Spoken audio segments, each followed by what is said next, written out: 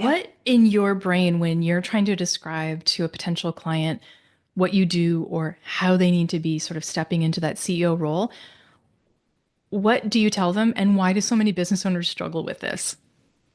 Yes. Okay. So I'm going to start with why we struggle with it first.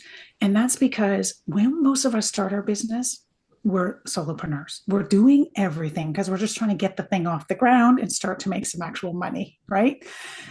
But we need to be able to get out of that phase as we grow. And that's where a lot of the struggle comes is that we get stuck in the weeds. We may even hire someone to help us, but the big decisions are still coming back to us. We're still going in and fixing things. And so, really, yes, we have a team, but we're the bottleneck still. So, when you think about, well, I'm not really a CEO, I hear that a lot from business owners, right? Because they're thinking of Microsoft, they're thinking of Nike, they're thinking about these big businesses where we have a board of directors, we have a ton of VPs under us. And of course, that's not what we have in the small business entrepreneur world. But you are still responsible for the strategy and the vision. Hmm. And if you don't have time set aside each week to be responsible for those, who's going to do it? Yeah, No person you're going to hire is going to take on that role, right? That has to be your role. And you have to be able to communicate to that, to your team, if you have a team. And so, really getting some of the other things off of your plate so that you don't have to work 24/7 and you do have time for that bigger picture.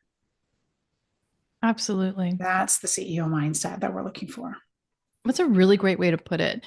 I don't know about you, but I I think a lot of people also resist because a lot of entrepreneurs are coming from either high pressure environments or corporate, which was my story. Mm-hmm. And the thought of having a CEO mindset has a little bit of a sour taste, right? Yeah. And we're Yeah. not talking like the board of directors stuff, and we're not talking about making it a uncomfortable or, just a really bad experience. We're talking about the mindset where you understand that you have to own all the pieces, but that you don't have to run all the pieces, Mm-hmm. right? And I think that's really important. When you're supporting an entrepreneur, when you're helping people, how do you tell business owners, or how would you share with business owners how they can identify the tasks or roles that they should be delegating in order to get out of the day-to-day operation? Yes. So this one's simple. I break it into two buckets. So imagine all of the things that happen in your business can fit into two containers. One is growth and the other one is maintenance.